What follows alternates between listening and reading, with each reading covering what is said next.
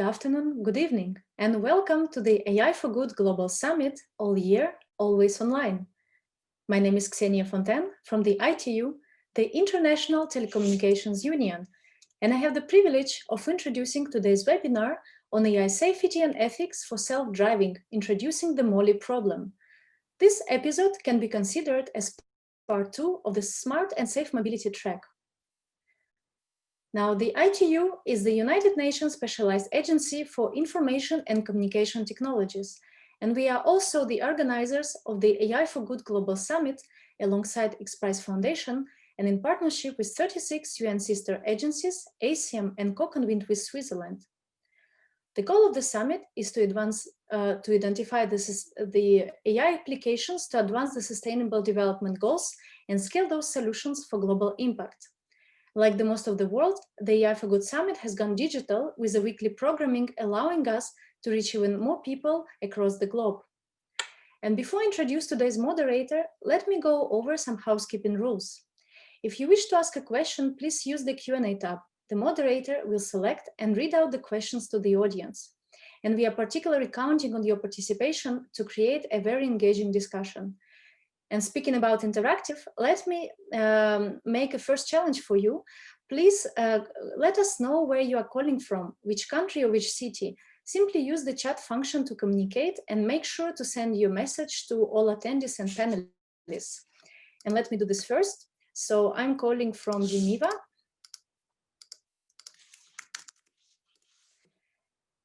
And I can see participants calling from Montreal, London, Cairo, Netherlands, Paris, Germany, Indonesia, Washington, South Korea, Stuttgart, Brazil. Fantastic, such an international audience. Welcome, everyone. And now I would like to introduce today's moderator. His name is Bryn Balcom, who is the founder of the Autonomous Drivers Alliance and the Chief Strategy Officer for RoboRace. Bryn is also the chairman of the ITUT focus group on AI for autonomous and assisted driving. Bryn, welcome, and the floor is yours. Thank you very much for the introduction, Ksenia. It's been a real pleasure to be involved in the AI for Good Summit for the last few years. And obviously to be chairing the focus group is a real honor for me. I'd like to start today with there's an interesting opening quote. The world is shifting from analog to digital technology at a faster pace than we could have ever predicted. This creates vast promise and some peril. So these were the words of United Nations Secretary General Antonio Guterres on the launch of the Roadmap for Digital Cooperation, which was in June this year. And I think that's, the promise and the peril of digital technology, and especially AI, is one of the things that we'll be discussing today. Within the report, there was a high-level panel. Recommendation 3C was on artificial intelligence. And I'll just read their statement to you. It said, "We believe that autonomous intelligent systems should be designed in ways that enable their decisions to be explained and humans to be accountable for their use. Audits and certification schemes should monitor compliance of AI systems with engineering and ethical standards, which should be developed using multi-stakeholder and multilateral approaches. Life and death decisions should not be delegated to machines." So in the context of driving on the roads, each year, we lose around 1.3 million lives to road traffic fatalities. Road traffic injuries are now the leading cause of death for children and young adults aged between 5 and 29 years. So the moment we activate or dispatch an autonomous driving system, are we delegating life and death decisions to our machines? I think unquestionably, yes. The basic premise of self-driving systems is that AI will make better life and death decisions than a human, and do so at a cheaper cost. So given humans drive whilst drunk, drowsy, and distracted, it's easy to see that logic. So if that's the case, if we are going to deploy these systems and they are going to be making life and death decisions on our roads, how do we want to regulate the use of artificial intelligence? How do we categorize the different harms of artificial intelligence between something as simple as a Netflix recommendation engine or an autonomous weapons system at the other extreme? How do we monitor the performance of safety critical AI systems and ensure their decisions are explainable, both while in use and in the event of their failure? And how do we engage the public in these discussions? And in that overall AI landscape, where do self-driving cars fit within that picture? So to help us answer these questions today, I'm joined by an amazing panel of experts. The first of which is Danet Gal, who's the technology advisor at the United Nations, leading their work on AI, and a member of the executive committee of the IEEE Global Initiative on Ethics of Autonomous and Intelligent Systems. So welcome, Danet. I'm looking forward to the discussion, and hopefully you'll be able to help us broaden out beyond self-driving. That will be the plan today. Thank you very much. Thank you so much for having me. I mean, you started with the quote of the roadmap that the Secretary General launched for digital cooperation, and I just wanted to also thank ITU and the panelists for making this session a contribution to the expert consultations we're holding in this process. And I look forward to engaging with you as we kind of establish this multi-stakeholder advisory body on global AI cooperation at the UN. Thank you. Super, thank you. And we're also joined by Luciana Iorio, if I have the pronunciation correct. Luciana is the chair of the UNECE Global Forum for Road Traffic Safety.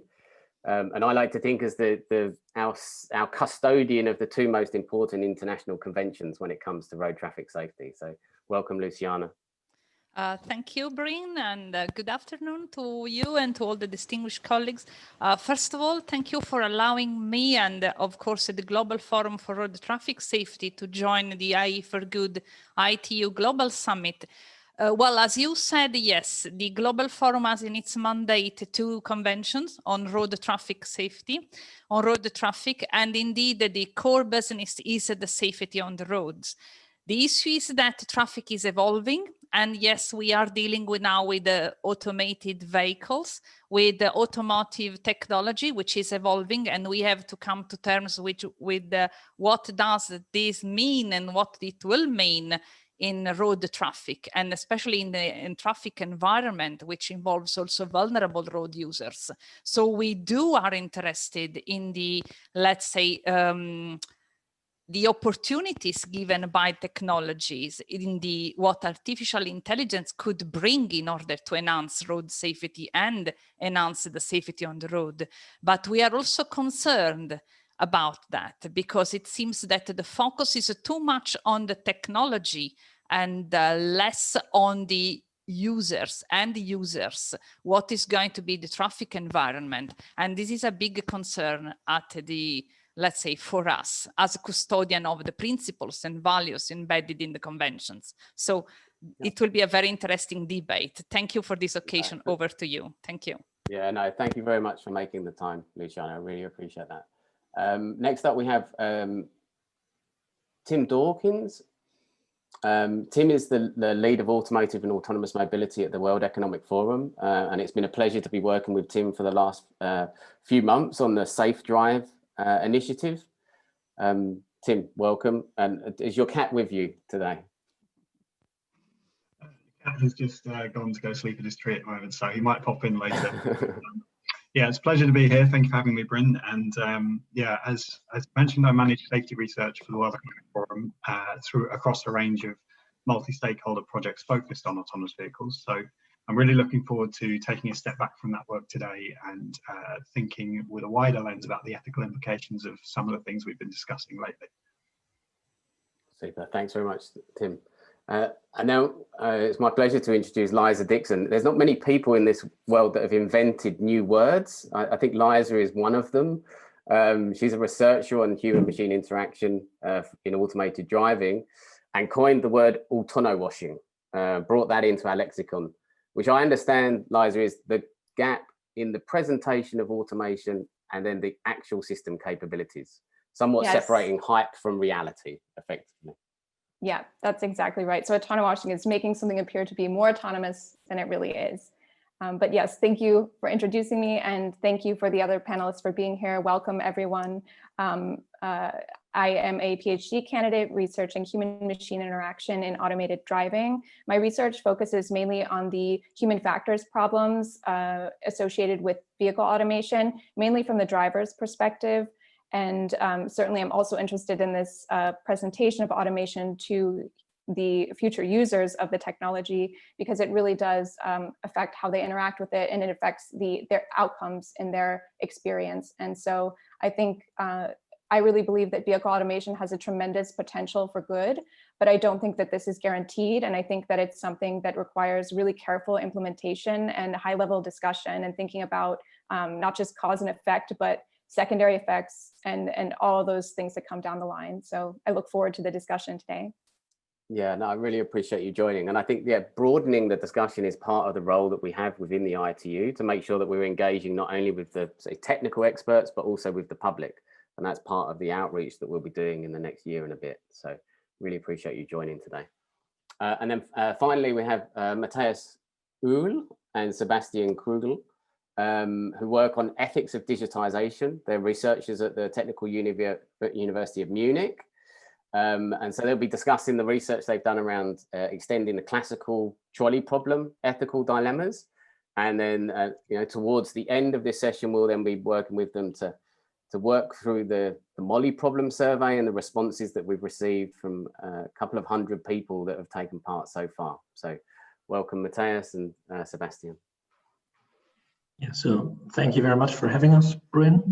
So as you already said, we're working in the ethics group at the Technical University of Munich, so mainly on ethical implications of human-machine interactions, but also on machine ethics, so the ethics of autonomous systems. And I think like one very crucial aspect that we are trying to pursue is to factor in more systematically the intuitions of the broader public, as opposed to mainly relying on ethicists' armchair arguments. So that's a great chance, I think, to talk about this research today. So thank you very much. Yes, thanks for having us. And I'm looking forward to the discussion and to presenting some of the preliminary results of the Molly survey later on. Super. I really appreciate that. So I was going to start with just a simple, quick round, but quite difficult to answer question. So self-driving cars, promise or peril, to use the UN language. So self-driving cars, promise or peril? Danit, if you want to go first on that. I'll give you a very typical Israeli answer, both. They're incredibly promising. I mean, I think that the way that the roads could be reimagined, the way that transportation and human convenience and mobility could be reimagined are incredibly exciting and promising. I think that the kind of action of giving away agency is a very scary one for humans, and I think that could lead to unexpected perils. So I'm going to start with both. Super. We go to Tim. Sure, I think Danit said it very well. It's a promise, and if they're to be remotely commercially successful, then we need to develop a solution that not only is safe, but customers will accept and customers are comfortable with. So never underestimate the importance of public acceptance in all of this as well. Yeah, Luciano, so in terms of promise and peril, I think you have like a perspective. It's been a while that people have been asking for updates of regulation to meet with autonomous driving. And we should have autonomous driving on the road based on some of the discussions that you had maybe 5 years ago with people saying we need to change the convention. So promise or peril, would you say?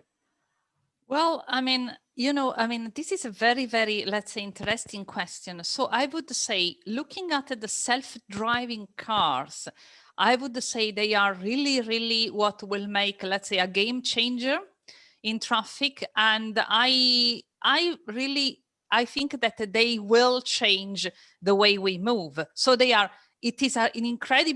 incredibly promising. Of course, I would say that before getting to the self-driving car, what is the main concern, and this is why we are slowing down under the pressure of, updating regulation, as you mentioned, and updating this and that and everything, is that there is not a crisp date. You know, of course, you know, the technology, the automotive technology has to put up with the conventional traffic. And when we will see eventually the self-driving cars, even the self-driving cars will be, let's say, blending in with the conventional traffic for decades. This is my main concern. You know, is that how the self-driving cars will be able to relate with the traffic environment. You know, then in decades, the traffic environment will evolve, the vehicles will evolve, the traffic will evolve, the road users will become more accustomed. But before these decades, you know, there is the real challenge. This is why we are very, let's say, prudent. We are careful because the technology is, let's say, very promising, and I'm sure that it will open up opportunities for those who are challenged, for you know, a different traffic environment, a different urban environment. So definitely it's promising, and everyone will be looking forward to that. The issue is that we don't have to look at that as the golden pot, you know, at the end of the rainbow, you know. So we wanted to see that in a realistic way. So what they are going really able to deliver and how, without being detrimental to the human benefit. That's it, to the human life. Thank you. Yeah, super. So Liza, I think it's interesting within your research, you obviously reference Tesla. I think it's 4 years ago that they announced full self-driving. I think today is the day that Elon Musk has said, according to his tweet, limited full self-driving beta releasing today, effectively, as promised. This will be the at first limited to a small number of people who are expert and careful drivers. So kind of like expert and careful. Yes. Yeah, the kind of complete opposite of who actually needs the technology in some ways. So well, promise or peril. Yeah, but it touches on it. I'm glad you brought it up because it does touch on exactly what we're talking about. So I'm an optimist, and I really do believe in the promise of the technology. It's one of the reasons I research it. I think about it every day. I go to work and I try to kind of make this happen in some small way. But I really think that the way we release the technology is it's so critical. And when we talk about self-driving technology, or whether we're talking about driver assistance technology, they're very different, but they're totally interrelated. So the way we're introducing partial automation to people on road today, it affects their experience and their perceptions of what's to come. So I think we need to be really cautious about this. Something that I've said in the past, I've used sort of a metaphor that can sound extreme, at least initially, but I think once you think about it, it's not so extreme. But I've referred to the software that's being deployed on the roadways today as sort of illegal street drugs, in the sense that this software is not totally, regulated by anyone or verified by any third party before it's put onto our roadways. And it is something that I think it needs to be discussed today. That's one of the reasons we're here, to talk about what is good enough and how do we know, and how do we come to a consensus that this technology is where it needs to be, and can we rely on OEMs to do that, to take liability, or do we need to do something where we're growing our technical literacy at the government and policy levels, where we can really implement things that don't hold back progress, but that make that progress actually progress, so that it's getting better and improving quality of life. Yeah, no, I would definitely agree. I mean, it's also interesting. I think I saw a tweet from Waymo today to say this is their 5th anniversary since they first released the Google Pod and did their first self-driving demonstration. So it's a momentous day. It's amazing that 5 years later we're having the discussion about should they be on the roads, and we kind of it gives a state of where we are, really, I think. Yeah, and we get really caught up in the last few years, but people have been doing self-driving experiments for decades now, trying to push this technology. So yeah. Yeah. So Matthias, from your perspective, obviously you cover ethics that are beyond really self-driving. So promise or peril, would you say? Although I'm German and we are probably the world champions in pessimism, I'd say like the opportunities prevail. And I think you really have to see that the status quo also has some ethical content, and this is often forgotten. And I think the ethical content of the status quo is not very good. So I guess like probably any other technology that would cause as many fatalities as manual driving would probably be banned. So I think also, obviously, we have to see and have to think carefully about the details, but I think there is a lot of promises in this technology, certainly. Yeah, Sebastian, promise or peril?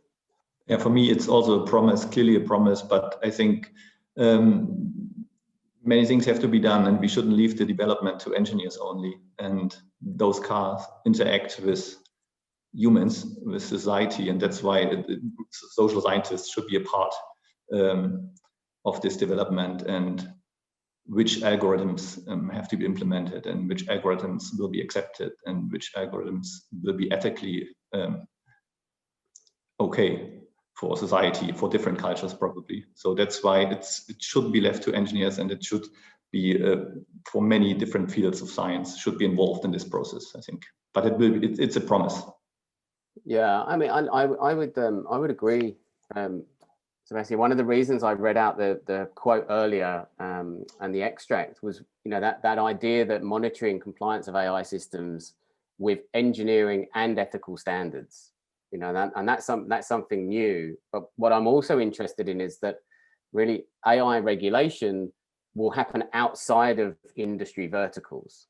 And so, Danny, I think with your work that you've been doing with the IEEE,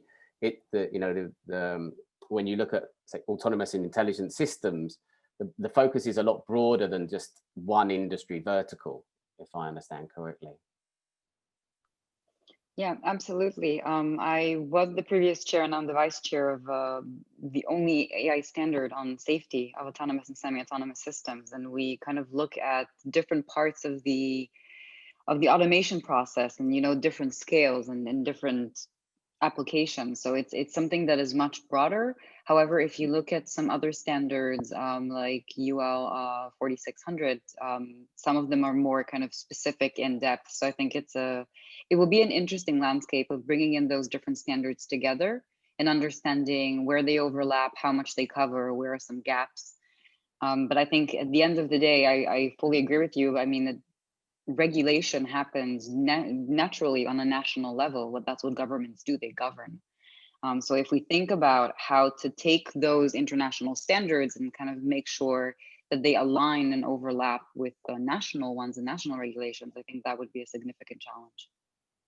Yeah, and I always step back and think, with artificial intelligence, whether it's driving on the road or whether it's being used in healthcare to do an operation in a robotic system, where there's a significant risk to loss of life through the actions that the software takes, then the expectations of the public might actually be very similar. And so I think some of the, say, more horizontal frameworks of regulation, I think could be very valuable to build trust overall in AI systems, and see that crossover between different industry verticals. Is that something that you think your work's been looking at with the IEEE? What Yes, sort of absolutely. industry verticals have you looked at? So I mean, we have looked at industry verticals where you would basically be assisted in decision making, and that could range from healthcare to agriculture to autonomous driving to decision making to paroles. I mean, it really cuts across so many different applications that we decided to not try and capture every single one of them, but really go for that kind of umbrella horizontal kind of approach that really engenders trust, makes some kind of basic ground rules, looks at different considerations, and really applies them to different case studies to show to stress test if they work or not, and then kind of work from there to improve it. I mean, it's certainly an evolving work, because at the end of the day, autonomous machines are a moving target. And we need to be able to fit regulation and kind of frameworks of thinking that are horizontal and vertical, but we need to make sure that we are able to move with the target. Yeah, for sure. I mean, it's really interesting when we talk about being able to say explainable AI as kind of the the phrase that most people are using, but being able to have the system explain the decisions that were made, I think is really a really important point. Again, especially where there's, well, actually in any application, I think it's natural to want to know, why did you come to that decision? And really by looking at that, you can start to look for biases that might exist within the outcomes that are being produced. So I think that's really good. But in terms of regulating self-driving vehicles on the road, we're not starting with a blank sheet of paper. We actually have two pieces of paper, Luciana, that date back to 1949 and then 1968, if I get my numbers correct. And they're the conventions on road traffic. So there is a framework which has enabled us to safely drive on the roads as human drivers, albeit with a fatality rate that is, let's say, high and considered unacceptable. But we have some guidance as to what we should be doing, how we should behave on the road. So do you just provide us a bit more context, Luciana, on those conventions? Yeah, thank you, Bryn, for this opportunity. Well, the conventions you mentioned, just to just to go straight to the point, the conventions you mentioned on road traffic, they are human-centric. Of course they are, and all the behavioral, all the prescriptions, all the behavioral hints, they are related to what the drivers could do, either as a driver or as a road users, in different situations. You have that at the crossroads, you have at the intersection with level crossing behavior, with when let's say meeting with the cyclists or bikers, when just rendering aid on the road after a crash. There are a different, let's say, different situational issues just pointed out in the conventions, both in the 49 and in the 68. This is true, and I think that those principles will remain really the keystones. They will remain valid, in any circumstances, even when shaping, the situation of self-driving cars on the roads. Those are invaluable principles, because it goes back to what I was saying. It is about, how to live in traffic environment, how to deal with all the other road users, which is not only about, self-driving car, is about, how the traffic will be managed and how the different mobility will, let's say, bring a different protection of being on the road, a safer mobility, because we know that drivers, human drivers, can be really bad drivers, So one of the points touched upon by the colleagues, yes, the expectation for artificial intelligence systems performing driving tasks are incredibly high. We want them to be perfect, more than we expect from human drivers. I know this cannot be, let's say, what the car manufacturers or the, let's say, software developing colleagues are expecting, but this is true. What maybe, we are, let's say, we want the self-driving car, the highly automated cars, being the solution for a safe mobility. That's it, for a different, markedly different, safe mobility on the road. This is what we do expect. This is why we are, I repeat again, we are being prudent. If we are looking at automation in the cars, high automation in the cars or self-driving car as a sort of trinkets, technological trinkets, or as a sort of, toys, just for the sake of it, just for the fun, leave it. We are not interested, because we don't want to have more cars only self-driving on the roads. We want the technology to be transformational. We expect artificial intelligence applied to the cars to offer a different mobility, not the same quagmire, dangerous mobility that we have now. So it is quite difficult, and indeed it is also difficult to manage. We need to hand down, we have to forge something which is, let's say, considering the principle, values, which belong to our, let's say, current, to our daily life. The issue is that I could say we don't need augmented reality, really. We need the augmented quality of life. This is what we expect from, let's say, advancing technologies. And allow me to say just one thing, and then I don't want to steal more minutes to the colleagues, because this is what we really care at the Global Forum, is that what we do expect, and it is embedded in the 49 and the 68 conventions, because we have countries from all over the world acceding the conventions, is that we don't want the technology, and especially the automotive technology or self-driving technology, to create discrimination, digital divide, be it in the same nation or at regional level. We want that, again, to be transformational, the same opportunity for everyone around the world. This is what I think it means also A for good. Artificial intelligence of the systems for the great good, the good, let's say, for everyone around the globe, which also means meeting the Sustainable Development Goals, because, for example, it is not only about curbing fatalities, but it is also about, avoiding, let's say, the structured poverty, offering different solutions, the food insecurity, opening up to opportunities, working opportunities, realizing the gender equality, all of that. This is what we really do expect from a transformational mobility. I repeat again, as a sort of a personal challenge, if the big effort is only to put things on the market for the sake of it, just leave it, really. This is not what mankind is needed. It really needs at this moment. And I think that's the interesting thing. Certainly, it's been the area that World Economic Forum have been looking at, is kind of like mobility is the big shift. Then, self-driving is something that contributes to that area of mobility and that big mobility shift.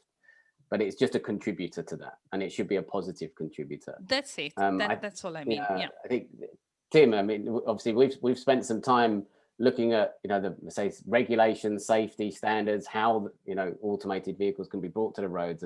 But tell us a little bit more about the sessions you've been convening, the types of people that have been attending, and the outcomes that you've been announcing most recently. Sure, absolutely. I mean, you hit on an important point. I get asked the question, what does the World Economic Forum have to do with autonomous vehicles? Quite often. And the answer is, our mission as an organization is to improve the state of the world. And we look at mobility as specifically the mission within that sector as trying to make sure that the future of mobility is safe, clean, and inclusive. So there's a very obvious alignment with the safety pieces. My fellow panelists have already mentioned, if automated vehicles are to be successful, they have to be safe and they have to offer a demonstrable improvement in safety. But that clean and inclusive piece as well, as we rethink the potential of the future of mobility, we have a real opportunity to reshape that. So across those areas, we run a number of projects, and you, Bryn, of course, have been directly involved with the Safe Drive Initiative, which is our flagship autonomous vehicle safety project, where we're looking at creating new governance structures for automated vehicles. And this is largely predicated by the assumption that the way that autonomous vehicles are managed largely today, where they're piloted through exemptions and non-binding legal codes, is not really sufficient long-term for creating governance structures. And it doesn't really help the regulators in terms of understanding the technology long-term. And it also doesn't serve the industry very well. So what we've been trying to do is come up with a new approach to this, or at least a more suitable approach that mimics best practice where it exists. And so we've largely hit on the idea of using a scenario-based approach to creating an autonomous vehicle safety assurance program, which can then form the basis of policy long-term.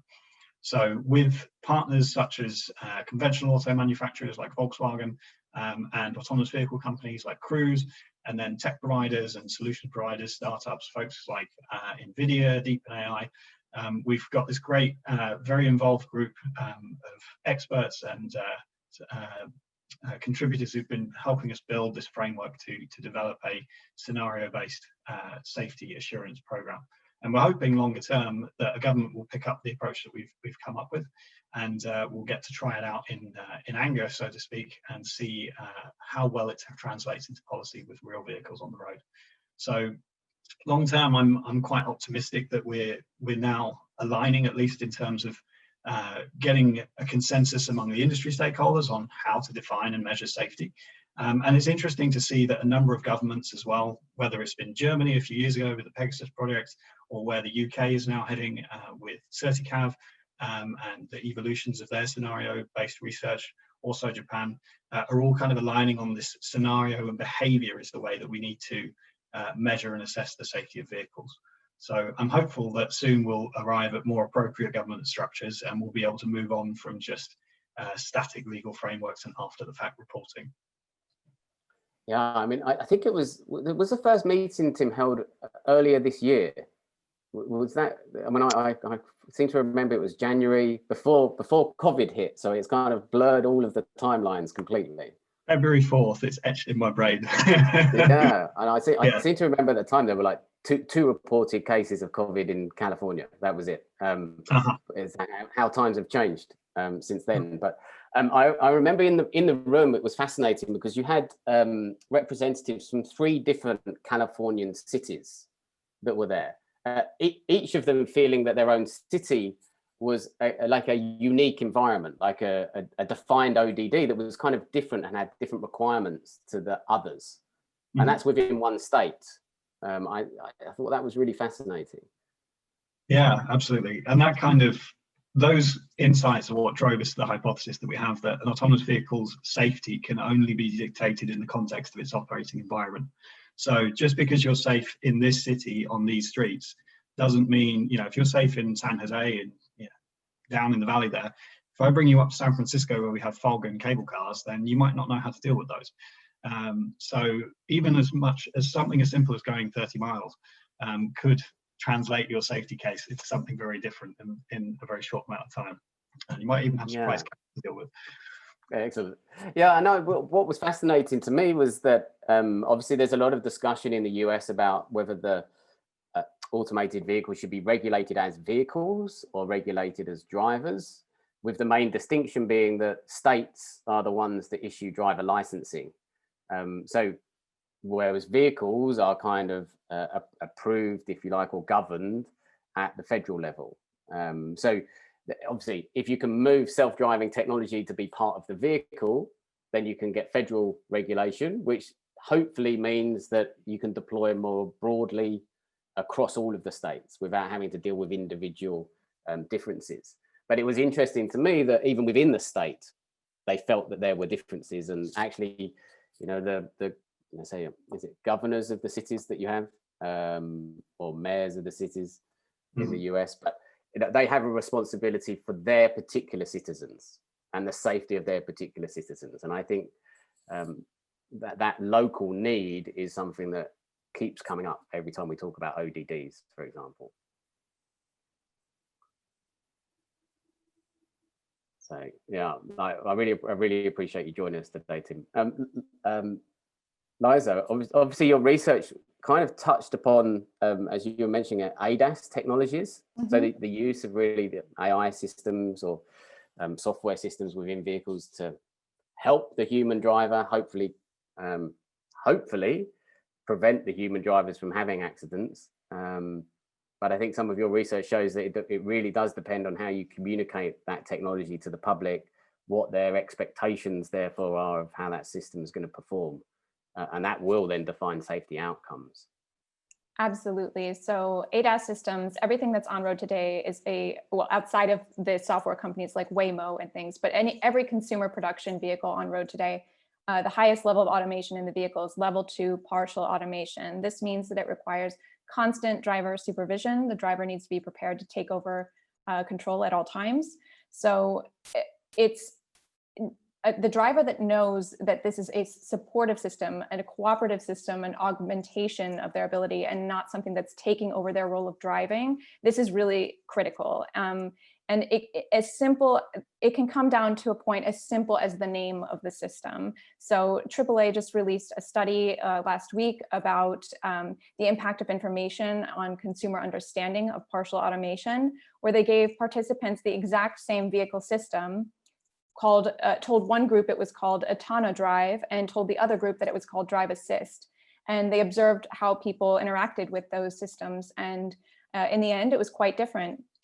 The ones who use the Autono Drive system were much more likely to be slower to respond. They were much less engaged with the system. And so all of these things factor into, later down the line, negative news stories. They condensate sort of this dark cloud over the technology. And it's not really a progressive way to be. If you're autono-washing the system and making it sound more capable than it is, you're not progressing. You're actually taking a step back, I think. Yeah, that's really interesting, that study, and it kind of makes sense. You know, if you say the system is going to take over the job for you, it's going to do something for you, it means you have to pay less attention. Well, yeah, and in this case, they didn't even, they gave them the same level of education, it was just the name. That was all it took. Yeah. So it's a very delicate relationship, this cooperative role of the human and automation, and setting people up for a good experience there is really how you realize the return on our investment, how things are actually made safer. And I think people that use these systems correctly can, in fact, be safer, but those who abuse them or are not able to, do their role of monitoring, it can absolutely create a danger on the road. Yeah, and I think it's really interesting just looking at that language difference between, say, Tesla Autopilot and the systems that, say, Toyota Research are developing, which are called Guardian. Mm-hmm. You know, just by using the word Guardian, it means, oh, okay, it's there to protect me while I'm doing something. That's kind of the impression that you get. It's not there to take over from me. Exactly. It's an assistive, system. Yeah, and I think that's really important. You know, that there's a clear understanding. I often say with a Tesla Autopilot system, your role is the same as a driving instructor. Once you've engaged the system, your role is to monitor the other driver, look for the things that it's responding to in the environment, and intervene if it's not engaging correctly with that environment. And there's been some studies over here in the UK, Southampton University, that have proven that engaging in that task of monitoring another driver is more cognitively demanding than driving yourself. Exactly. Yeah. So, actually, my mother just got an ADAS system for the first time, and I knew she was about to drive it, so I had to give her a clue really fast about how to do this safely. I felt really under pressure, and I said, "Mom, it's a student driver. That's it." Yep. So yeah, it's a good analogy. Yeah. No, I think that works really well. That's really fascinating, actually. Matteo, Sebastian, obviously you guys did some work recently, some research recently, and published, and thanks for sharing that with me. But that was related to the sort of classical trolley problem type scenarios used in the ethics discussion to date, anyway, around self-driving. So you would just want to give us a little summary of what those classical trolley problems are, how they've been adapted to self-driving, and what your latest research showed around sort of risk and risk evaluation. Let me do the first part, and then so what the traditional trolley is about, and then I'll give to Sebastian, who can explain you what we did. So usually, I mean, the trolley problem is about the deterministic question of what happens in case of an unavoidable accident. And that's basically set. So the assumption is the accident cannot be avoided. And then what the ethicists are very obsessed about, because they're basically tackling with the trolley problems for like 50 years. 67 was the original reference by Philippa Foot. And the idea here is often that you want to see whether people are willing, for instance, if it's very often it's about structural features. So we are having the choice between saving many over fewer. It may also be about personal features, for instance, like saving the younger over the older. And the problem with that, obviously, is that people, there is huge disagreement around the globe on what people want to do in such a situation. So while in the Western Hemisphere, like people have a very strong preference on not intervening. So, for instance, not swerving in order to save some people and to sacrifice others. While in other countries, like they're more likely to do so. And so the question is, what can we learn from that? And another criticism, like basically comes from the engineers who say, like, look, you're only looking at deterministic environments. So usually what our task is about is avoiding accidents. So it's not about what are we going to do if in this dilemmatic situation where something is going to go wrong, but we have to see that we avoid these situations in the first place. So that's usually the criticism of the engineers targeted toward the trolley problem. Sebastian, you want to take over? Yeah, I think with one of the things I thought was interesting is when you talk about that sort of younger versus older, that I think from the research that I've seen, there is a sort of a value of life assessment that people kind of make. So it kind of you obviously prefer to hit a dustbin over a dog, prefer to hit a dog over a person, prefer to hit an old person over a young person. That tends to be the natural response that humans give to those types of questions, if I've understood correctly. Yes, but I mean, it seems that engineers, they reject this discussion altogether. It seems that it's all about avoiding an accident, and this empirical driven approach, what people would like to see, how those cars react, how those cars behave in crash scenarios and accident situations. Engineers appear to reject this question, and they say no, autonomous cars are about avoiding those unavoidable accidents. So you asked the wrong question. And this is what we did, or what we found in the study, that actually, if we introduce risk, people still expect that the magnitude of accidents and so the harm and the probability of accidents, that those two factors are balanced. And it's not just about minimizing the probability of accident. And it's also, if you, even if we divided the probability of accidents by a factor of 100, and we found that actually the moral judgments that people, or the moral expectations that people have in those situations, they are quite robust against those manipulations regarding manipulations of risk, of the risk of an accident. So actually, yeah, trolley problems, and then you were saying in your research, Sebastian, that it was a choice between driving one path where you would potential to hit 5 people, and the existing path, which was, I think, hitting one person, or the other path was hitting one person. So yes, and I think within your research, you then manipulated that a bit so that the likelihood of you killing the 5 kind of dropped. So there was less likelihood, and it got to a point, I think, where effectively there was an equivalence between those two choices, but yet there was still a bias in one direction, which was to avoid, if I remember correctly, the hitting the 5. Well, yes, in expectation, so the 5 were hit, or in the expected death was the same in both situations, and people still, so what we showed, that it's not about minimizing an accident, the occurrence of accidents. And people really, they see it should be a balance between the magnitude and the probability of accidents. It's not just about probability and risk minimizing accidents altogether, which engineers appear to propagate sometimes. Yeah. And each an active intervention in road traffic is a manipulation, or it's a redistribution of risk. Even a repositioning within the lane is a redistribution of risk, and this should be a question that society has to be involved on in this discussion, I think, and it should not be left to engineers only. Yeah, and it's interesting whether risk is something that's explicit within the engineer's software stack as well. So this is one of the discussions we have within the focus group, is what parameters would we want to be monitoring in real time in order to make a judgment about safety.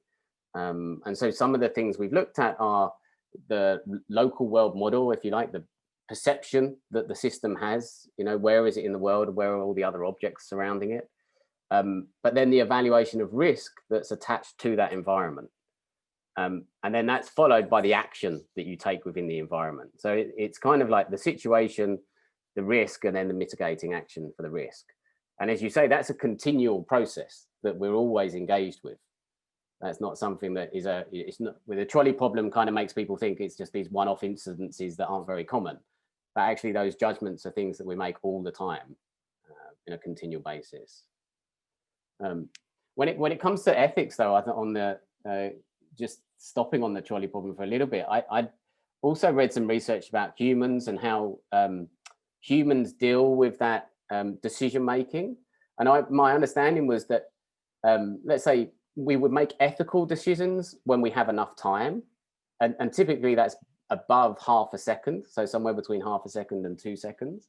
Then we'll make an ethical judgment. But below half a second, actually the human decision making becomes random.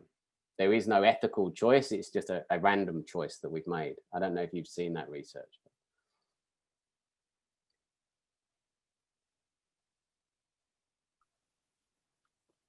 Yeah, so just to jump in, I mean, in a certain time scale, you are moved by instincts, and the strongest instinct that humans have is the survival instinct. So oftentimes you would make these calculations on a random based, trying to understand what are the best chances of survival and go for there if you are in that limited time scale, because oftentimes the moral ego compass only kicks in at a later stage of reflection. Yeah. Yeah, and I think that's natural, and I think it goes back to that idea of avoiding collisions, you know. And I think, you know, from an engineering perspective, really the focus should be on that low level avoiding collisions. How do we make sure we can avoid them? And I think there was some really interesting work I also saw coming from the IEEE, which was dealing with the concept of creating an ethical black box. So this kind of taking the concepts that have been there for, like, say, aviation, for example, but extending that to say, okay, the ethical black box should actually include things like the decisions that were being taken, which I think is really important in this context. And also the ability to reflect on those decisions.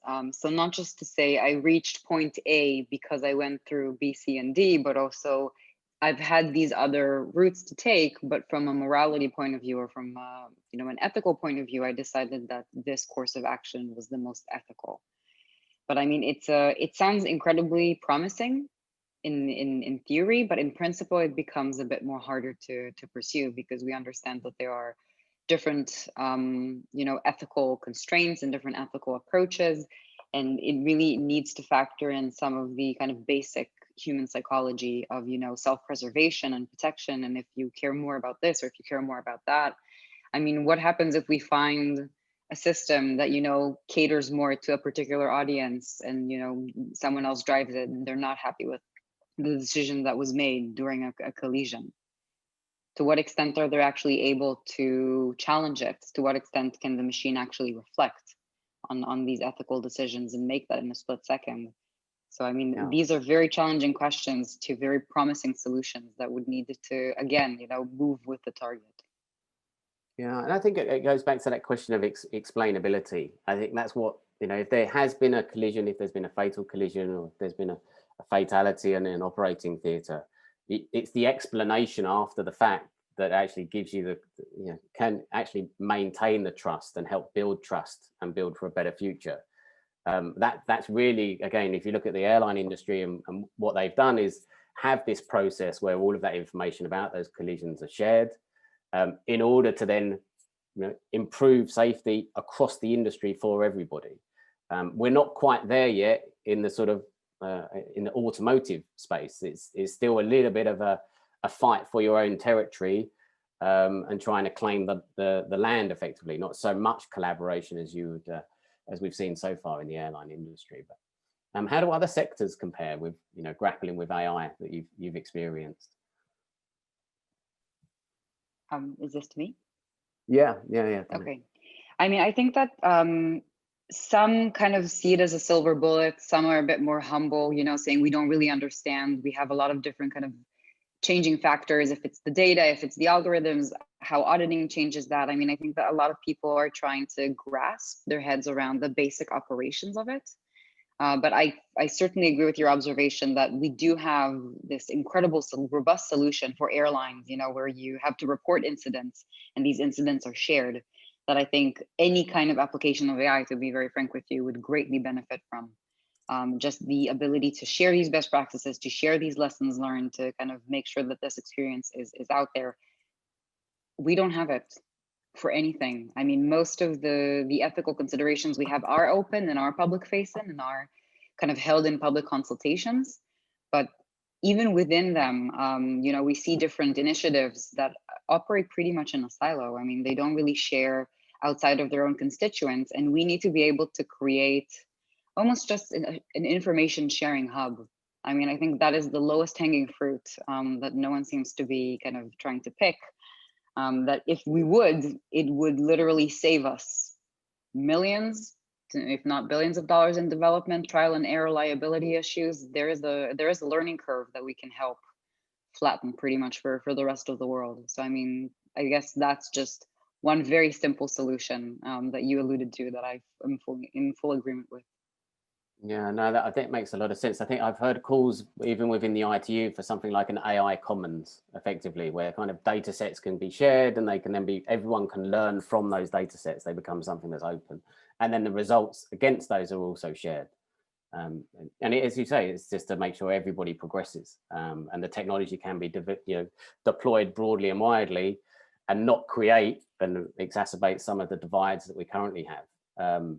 Luciano, I think this year, the third ministerial summit took place in Stockholm. There was a Stockholm Declaration, and one of the things that came out of that was, you know, a target to reduce deaths and injuries by 50% by 2030. So we've got a new decade of action.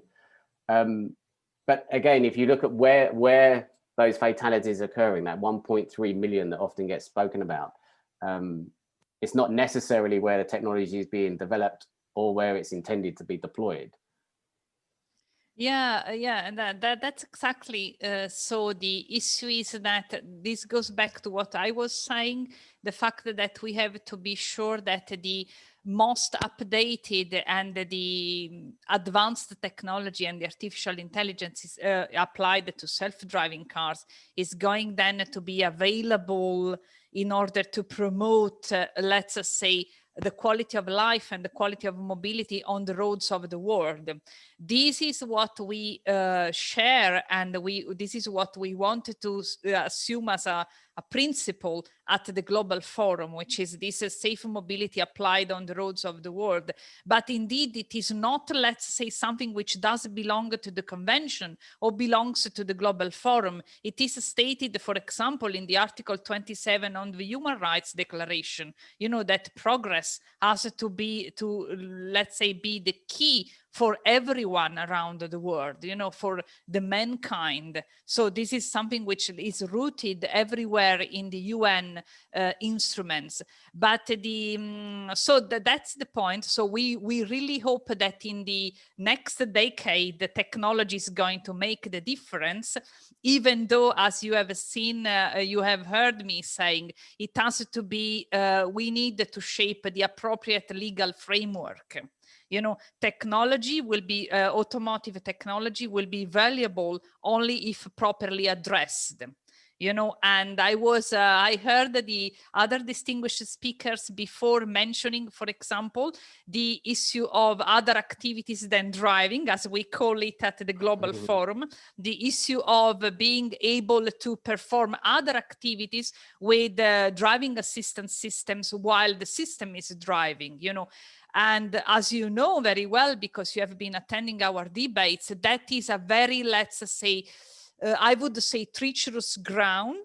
It is because it's not yet clear the interaction between human and the systems. We don't have safety metrics on that. You know, it is true. It is for now, for what I can see, is only just a real, a technological and a commercial exercise, you know, and we are worried that it's not going to meet the safety standards we wanted to privilege in order to meet the goals of the decade. You know, we don't want to have a setback. We want just to, let's say, to go ahead, to improve mobility, not to create, let's say, more problem than we already have. So technology needs to be properly addressed. And allow me to go back on what the other, Danit was saying before, which was quite interesting. It was about the reaction time. Allow me to say that. And the issue of, you know, reacting by instinct. I'm sure that all the distinguished experts of artificial intelligence have already considered that. So allow me, because it has already been taken into account at the Global Forum, I want to repeat that it is true, you will react by instinct, but that is what the amygdala does in our brain. That is a very basic reaction. But then, you know, since the Homo sapiens, there has been an evolution with the principles and values which are embedded in the ethics and the moral of the human beings. So I come to the point, because I don't want to, you know, I come to the point. So it depends on the principles and values which then are embedded in the artificial intelligence of the systems. You know, who is going to fix or indicate the principle and values, the ethical, you know, of the reaction, you know, which is not going to be just snappy by instinct, but it will be an elaboration. The algorithms will be fixed, will be designed following some principles. This is what I wish. This is what I hope. Really, that there will be a sort of a background principle and values. This is why you talk, and all the other distinguished speakers, we speak about ethics, we speak about moral, which also means accountability, means also responsibility. And this is what really makes the difference. You know, that's it, because you know very well that when we speak about artificial intelligence of systems, we are not talking about, you know, like in the sci-fi movie, about robot driving, or let's say human driving, or fantastic cars. We are talking about, you know, let's say technology systems, companies elaborating data, algorithms which are fixed on the basis of some principles which could be biased, could be incorrect, could be, let's say, not harmonized. They could not be the principle shared at global level. I think that the outcome of this excellent panel should be, we should aim to join forces to, you know, shape what are the principles which should be followed in order to really make the difference when artificial intelligence of the system is applied to driving systems in the car. This is what I think is really the pivoting difference. I hope, sorry, I know we are beyond time. Sorry for that. Sorry. No, not beyond time at all. I think what's interesting, obviously, Luciana, within the UNECE framework, obviously you have WP1, but then there's also WP29, where WP29 tend to look at the, you know, the vehicle technical standards and harmonization of those across the world. Yeah. I just want to refer to their safety vision, which I think is really interesting. And obviously with your legal professional hat on, it describes basically automated vehicle systems under their operational design domain shall not cause any traffic accidents resulting in injury or death that are reasonably foreseeable and preventable. So there is a kind of that, you know, that's the WP29 guidance, if you like. That's their steering for road safety for automated vehicles. If I was to pick that apart, there's a lot of holes in there. There's a lot of what's the definition of reasonably foreseeable? What's the definition of preventable? You know, if it's only under the operational design domain, if it comes out of the operational design domain and has an accident, does it apply? Well, everyone would say yes, because that's one of the fundamental principles, is that you should make sure you know whether you're in your ODD or not. But the way it's worded, you know, it kind of says it isn't. I'm sure that isn't the intent behind it, but it's very interesting that it's different language to the language adopted by, let's say, WP1 within the recommendations. So. Yeah, allow me to say just to in a quick snapshot, but thank you for offering me this occasion. The issue is that we have a different perspective, and you have been attending both groups. The distinguished colleagues of the World Forum, the WP29, they are really focused on how to do that. You know, is a very, let's say, a focused approach, how to do that. At the Global Forum, we have a bit of a more, let's say, philosophical approach. And our question is not how, is why. Why you are going to do that. You know, what are the principles and the values you want to protect? You know, and if you look at this perspective, then you need a legal lens.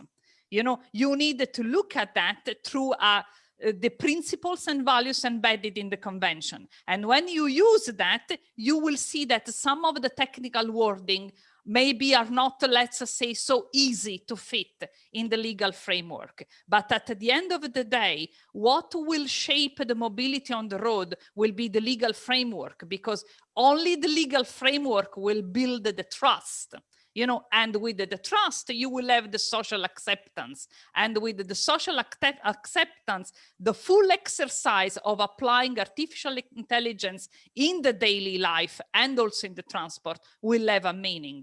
Otherwise, will only be a laboratory exercise, let's say, just looping on itself, but it will not deliver the great good as we are aiming at with this forum. So the real question is, I think it's the other distinguished colleagues have that as well, why we are going to do that. And we go back to ethics, we go back to morality, to moral problems, and you know, to what we want to deliver, also to the regions with the economies in transition, you know, with the regions where regions that don't have now at this stage the infrastructure capacity and also the structural capacity to follow, you know, let's say, this big leap towards, you know, self-driving cars. At least we have to create the good basis in order not to avoid, let's say, the fragmentation. So again, let's work together for harmonization of the approach to artificial intelligence applied to the mobility on the road. Sorry for that. Thank you very much. And Liza, when it comes to trust, hold on one second, I muted myself there. I noticed in your report, you said give us some guidance. There are apparently 5 sort of key things to look out for, find signs of autonomwashing that we should be aware of. I think it was value of language, no proof or /fibbing for certain clauses, false idols, utopia media, and hidden trade-offs. So if you just give us like, what should we be looking for in the communications that we see that give us a guidance to say, oh, okay, that could be a case of autonomwashing there. So. Right. So autonomwashing is something that can happen on a spectrum. It can be kind of light and not so offensive, and then it can go on to a really large, high level. When you call a system full self-driving that requires constant driver monitoring, to me, this is a pretty high offense when it comes to autonomwashing. When you see videos of people sleeping in their cars or you know, totally disengaged watching movies in their cars and putting this on TikTok or just sharing this on social media as if it's normal or okay or cool.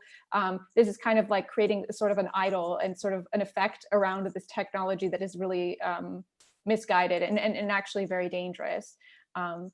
And something I would just like to add in that touches on what Luciana's been saying is that when we talk about why are we doing this, and we have this number, this figure that we're always sharing, 1.3 million deaths a year, and of course there's 20 to 50 million disabilities created by accidents on road. I think, you know, our insatiable need for economic growth and capitalism really drives us towards the technologist approach. More technology is better. This is what we need. This is how we're going to fix the problem. But there is that humanist side that we've been touching on, and this idea that in this number, 1.3 million, about 20% of those deaths are pedestrian deaths. They are vulnerable road users. And the answer to solving problems like that isn't necessarily technology, but it's looking at the design of our cities, the infrastructure, the sidewalks. What are we doing? Who are we prioritizing on the roadways? And I think that that's something that I really hope gains more attention. I know it's picking up in the academia side of things, so I'm glad to see this. Excellent. Well, I think that's actually quite a nice segue into the Molly problem, I think. So thank you very much for that. Really appreciate that. Sebastian, Matthias, if you're kind of ready, I think it'd be a good opportunity to talk about the Molly problem and then to reveal some of the information. I don't know if you'd like me to pull up the slide deck so you can work through, if that would make sense, just so let me know if you want me to do that. So yeah, I'll pull up the slides. 1 second.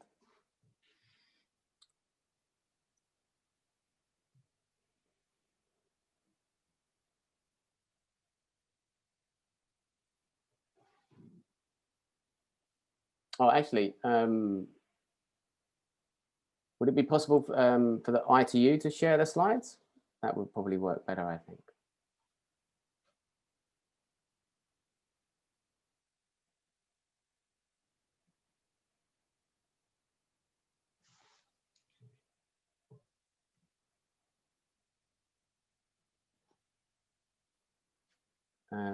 Janu,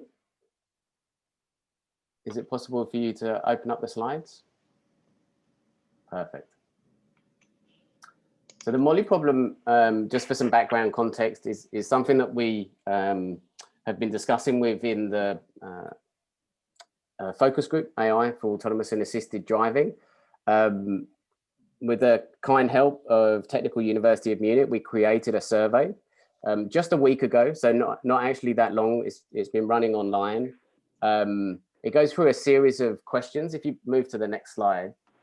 So the overall premise is that a young girl called Molly is crossing the road alone and is hit by an unoccupied self-driving vehicle, and there are no eyewitnesses.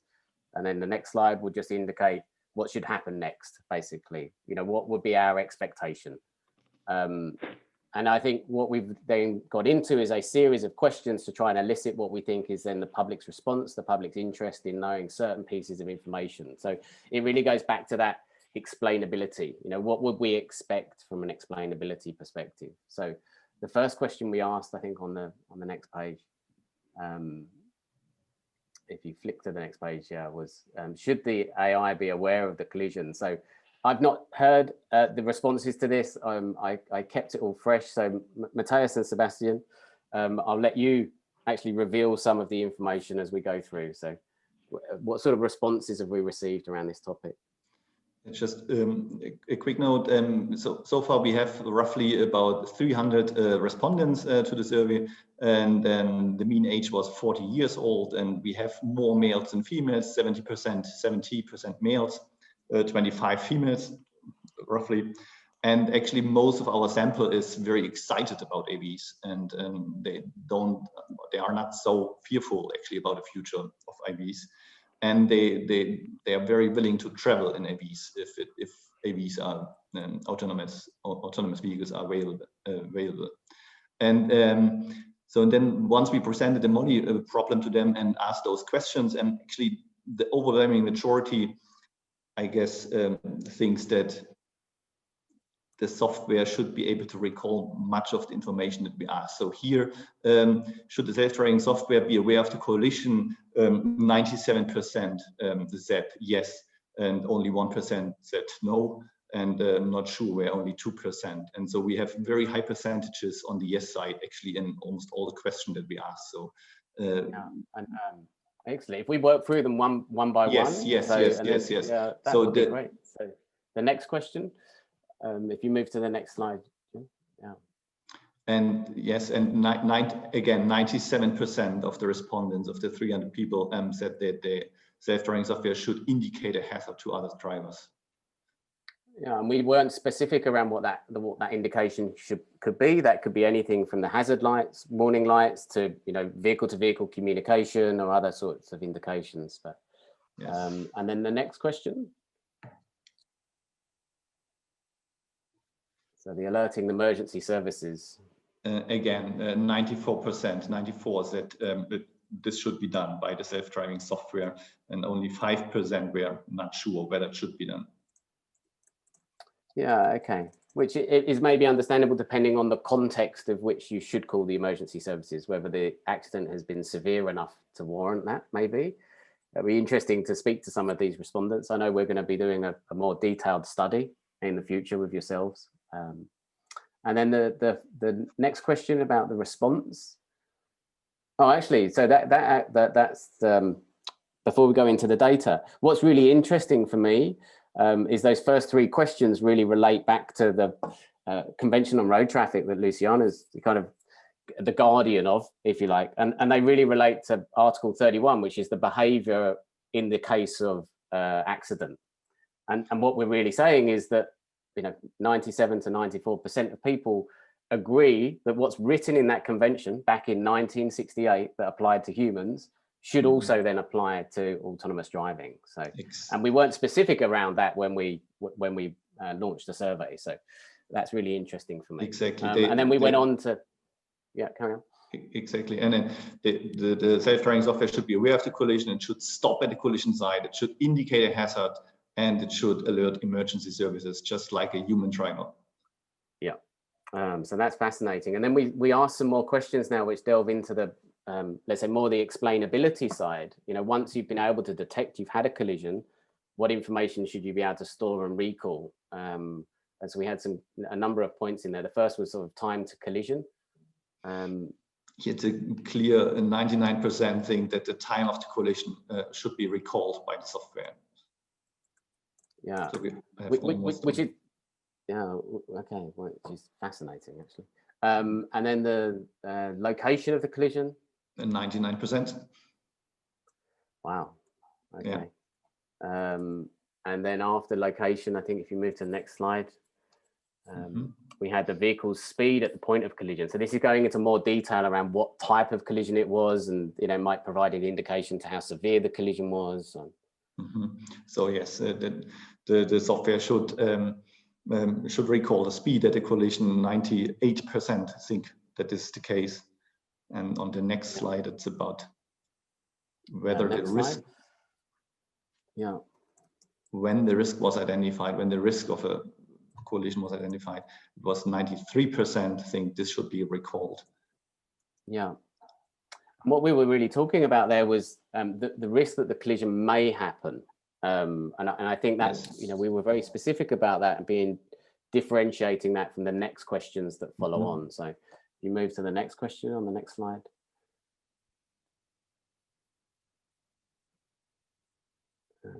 Yeah, so the next question was really if Molly was then detected by the software. 96% think that this should be recalled by the software. Yeah. And then the follow-on question from that was when Molly was detected by the software. Again, 96% think this should be recalled. Wow, okay. And then what we were then very specific on then was moving to say if Molly was detected as a human, basically. So that would be the next question that leads on. If you move to the next slide. Yes, if Molly was detected as a human, 91% think this should be recalled, and 6% are not sure whether Molly should be detected as a human.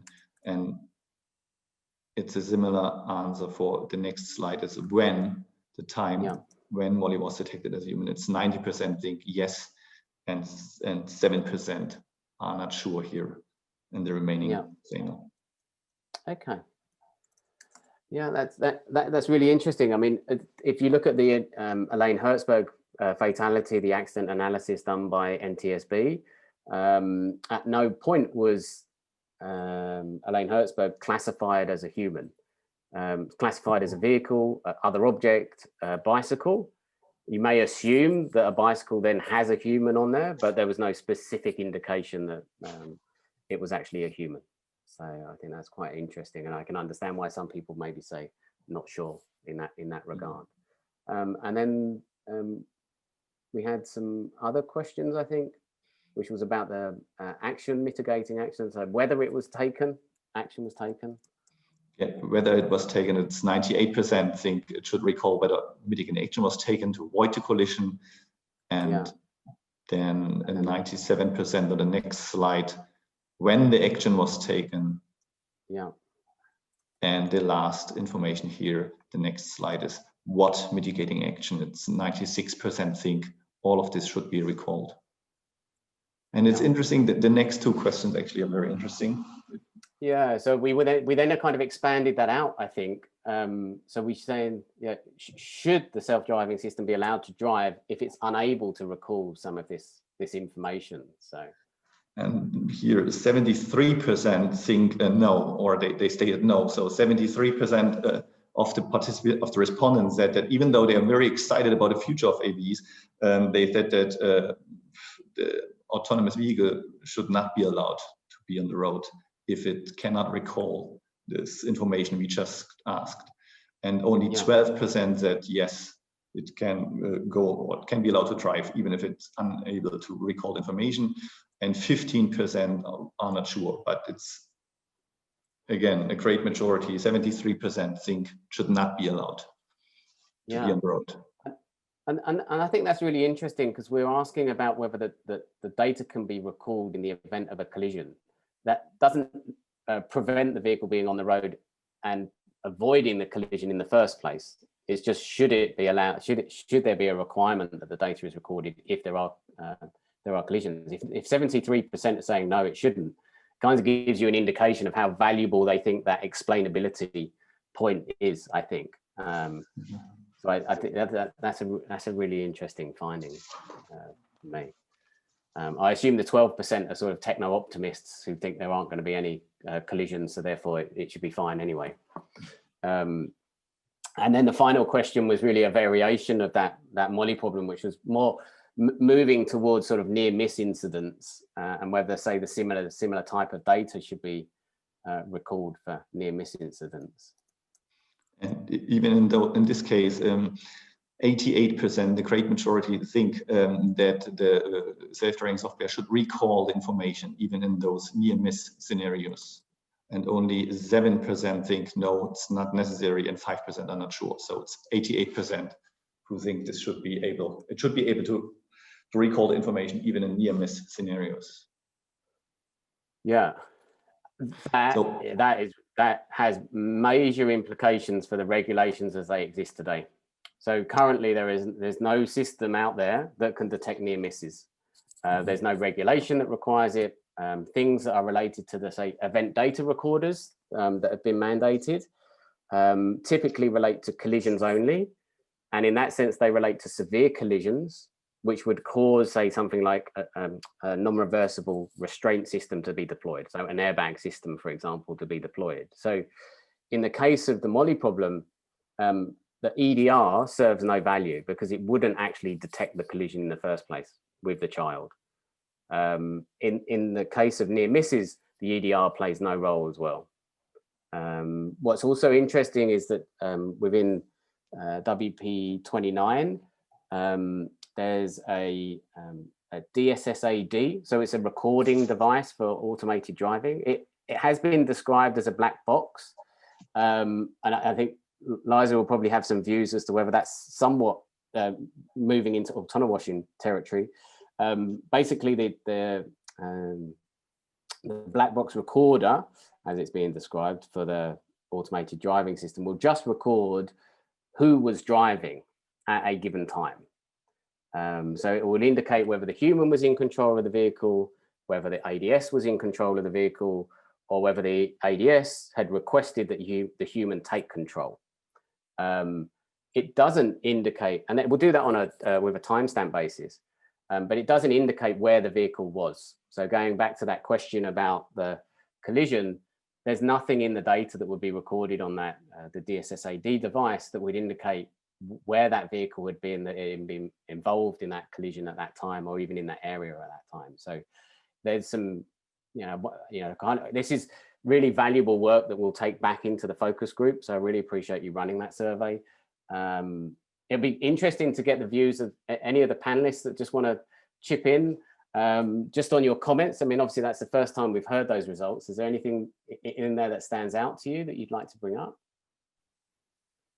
I think it's a fairly strong signal that there's not actually such a ethical disparity to be found in this situation that we've laid out. I think that the kind of overriding question that I found myself asking of each of these questions is, what would a reasonable, competent and ethical human driver do in that situation? And the answer is usually yes, it should, you know, inform the authorities, put its hazard on, etc., etc.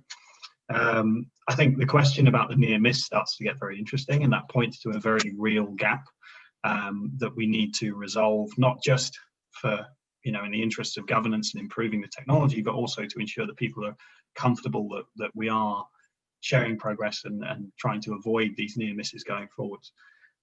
So I mean, I think the gap that I would take from this is how to define a near miss is something that probably does become very subjective, because my definition of a near miss is probably very different to my mother's definition of a near miss, for sure. So I think there's lots of follow-on questions that I would love to explore coming out of this survey. Yeah, and I think that's one of the key things, Tim, is that to start looking at near misses, you have to be continually monitoring some metrics online while the vehicle's in operation. There's not an event that then triggers. You have to be monitoring to create the event, for example, and that is a violation of some of the metrics. So, you know, some of the work I think was mentioned earlier, like UL 4600, you can have safety performance indicators that are linked to your safety case. Monitoring them continually is important.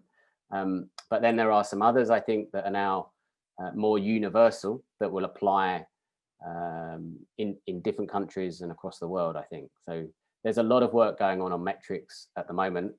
The work of the focus group is to provide the data to feed into those metrics and then do that analysis. So up to now, we've really been dealing with those fatality statistics. We haven't had that granular data around what was the actual scenario that occurred. And I think what's coming out from this survey is that the more information that we have about that, the better. And actually, we think that AVs, if they're on the road, should be able to provide that type of information, which then creates that cycle of continual improvement, basically, for human and non-human drivers. That's great. Is any other questions from the panelists? And then I realize that we've run short on time. Sorry, Bryn, just to chip in, no, just to say something which is, let's say, to add something in your already very busy agenda, is that I would say in a provocative way, what's really the point of the question? What's the purpose of the question on the near miss? I know I guess I know the answer, but the point is because the near miss does not fall into any enforcement. You know that. The near miss is only needed in order to foster the deep learning, is it? In order to give some additional knowledge to the AI systems in order to know what they need to expect and how to react on the road. This is the near miss, because it would be more interesting also for the colleagues online, and also for us, for whoever, to understand what was the purpose behind that question, because that is very interesting for me. Thank you. Yeah, no, there's always a purpose. You're right, Luciana, behind those questions. So I'm really looking at near miss was actually going back to the convention, and I think this time it was the 49 convention, which talks about not to endanger, basically. And really, obviously a collision is obvious that you have endangered someone. You've had a collision with someone. A near miss is an example of endangerment that doesn't lead to a collision. So for example, if a pedestrian has to jump out of the road to avoid being hit, let's say they're walking across a pedestrian crossing, and we didn't specify that within the Molly problem. We were, we left the scenario very open. Then effectively it was the human that took the action to avoid the collision with the autonomous vehicle. It would have resulted in a collision, but there was definitely endangerment in that scenario.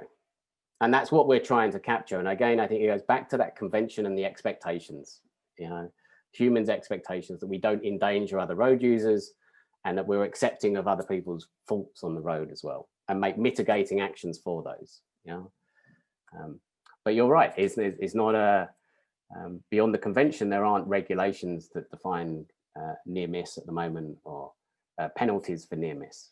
And certainly when it comes to things like telematics-based insurance, that yes, there'll be indications around, you know, say high levels of braking and deceleration might be shown as a warning flag for a driver behavior, but there's no context into which that behavior occurred. And again, I think what we're looking at here is how do we provide that context so we know this is the action and the response and whether that is appropriate. And that's really how we should start to look at autonomous driving software when we compare it to humans. So not really the fatality rates, but really the ability to take better decisions, make better judgments, and therefore better actions, and therefore have better outcomes. That's really what we should be looking at. But yeah, no, thank you very much for your question.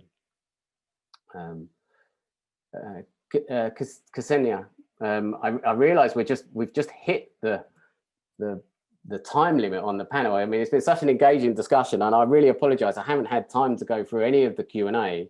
I don't know if it's okay if we stay on for a little bit and maybe answer one or two questions, if that's okay, if the panelists are happy with that as well. Yes, definitely. I think you can take a few questions.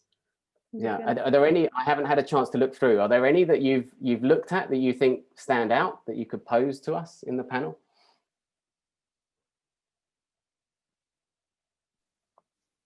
I'm just furiously typing responses in the answers. Excellent, I really appreciate that.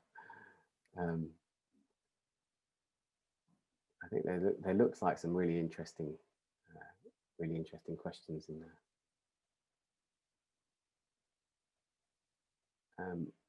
I see some that have been voted up, which are on infrastructure, special infrastructure required. Yes, that's obviously a discussion. I think one of the fascinating topics that is going to be coming up more, the SAE have just published some say guidance. It's more of a like a vocabulary or a framing for what is being called cooperative driving. Cooperative driving being that ability to share information between the vehicles. So yeah, almost like collective perception systems. That is going to be the next big hurdle for the autonomous driving industry to deal with. At the moment, everyone is isolated in their own silos, not necessarily willing to share information. Cooperative driving means that you should be sharing all of the information from your perception system, so it enhances the overall level of situational awareness on the road for both autonomous and non-autonomous vehicles. So I think in terms of infrastructure, the infrastructure can play a role in that. So smart intersections will play a role in that. The communications infrastructure then plays a role in that. But I think, yeah, cooperative driving is going to be a really interesting discussion point. Danit, is there any points you'd like to raise from what you've seen? Any questions that you've noticed or any points on the Molly problem? I mean, I think a strong theme that emerges from the questions is, you know, kind of confusion about what would regulation mean? How would ethics play out on a global scale? How would they affect regulation? How can we really kind of regulate across countries and markets? I think a lot of these questions are looking at trying to understand what are some of the core proponents we would need to make sure that this goes well for us. I mean, that's just my observation. I'm sure the other panelists, you know, would see this differently. Yeah, and I would definitely say, you know, the Global Forum for Road Traffic Safety, it will continue to play a leading role in that. As I say, it has the foundation documents, and now there's discussion around, you know, should a new legal instrument be created specifically for the adoption of AI technology on the roads, and that can be for both on the vehicles and for infrastructure as well, for smart infrastructure. So yeah, I think it is really important, you know, these types of studies with the Molly problem that information is fed into those forums.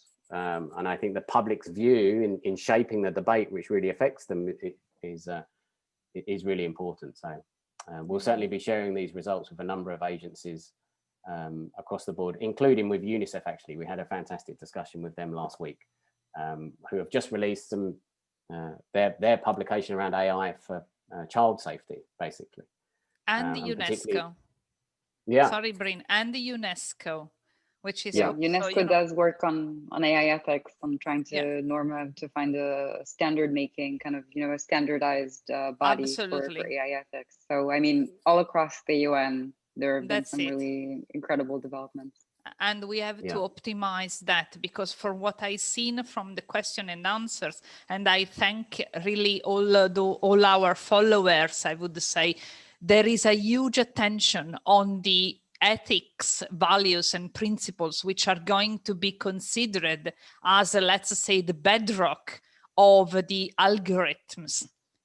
That's it. So everyone is concerned. So as a policymakers, we have to take their concern as our concern, and really move on that. So I think this is our quest for the next future, that the principles and values maybe shared at UN agency level, in the working parties and in the UN organization, all the international organization, they are not going to be forgotten or in the commercial frenzy.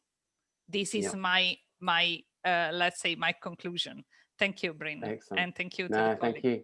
I think it'd be nice just to wrap up. Liza, is there any closing thoughts that you have? Again, thank you very much for participating in this panel. It's been great to have you here. But any closing remarks you'd like to make?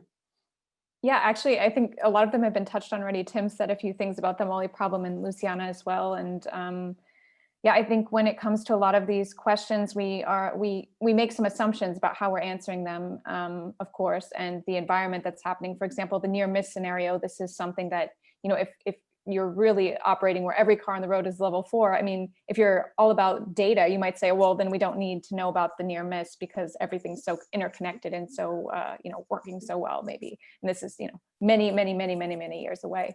But I think, yeah, there are many exciting questions that have been raised here, and a lot of good work that's being done. So I'm really excited about the future, and I'm really hoping that more of these humanist and human-centered ideas are really woven in deeply, both on, obviously the policy level and also in the industry. This is something that I think is starting to be recognized, that really, if you're not putting the human at the center of your products and your systems, you're already kind of shooting yourself in the foot a bit with your ROI and the potential for your product to do well. Super. Thank you very much. Matteo, Sebastian, obviously, what was when you saw the results come through, what was your impressions, and then, some closing remarks from you as well? Maybe just make one remark, because it's also popping up in the Q&A, that some people seem to have the impression that these might be very obvious yeses, because how would you say no in such a case? But there you really have to say that very often, especially when it comes to ethical questions, we do have very strong intuitions from introspection, and we usually project them onto others. And then I think it would yet to be shown that people have this opinion to such an overwhelming degree. And I think another thing is that obviously this is just a starting point, I think, for a much larger research program that we could do on this very interesting question. For instance, if we make certain trade-offs that we may have in terms of costs and in terms of procrastinating, so to say, the introduction of the technology itself, if we make these trade-offs more salient, it would be very interesting to which degree these results hold. So let me just emphasize that it's only just one piece of a much bigger puzzle, of course, and we've just yet started to do that. Yeah, I think it'd be fascinating to work with yourselves on that, what we've been discussing about the link between the Mali problem and the trolley problem, and finding how you can start to put that link between those two ethical, discussions, debates together. So I look forward to doing that with you in the near future. So Tim, any final closing remarks? Nothing major. I think I'd be really interested to see if those results that we've just reported vary at all by region. So if there are different, how does, your location and your cultural expectations shift a little, and are there more interventionist societies that expect more versus those that are more hands-off. But yeah, fascinating discussion, and looking forward to picking up with my fellow panelists and the audience going forward. Excellent, super. And Danit, final closing remarks from yourself?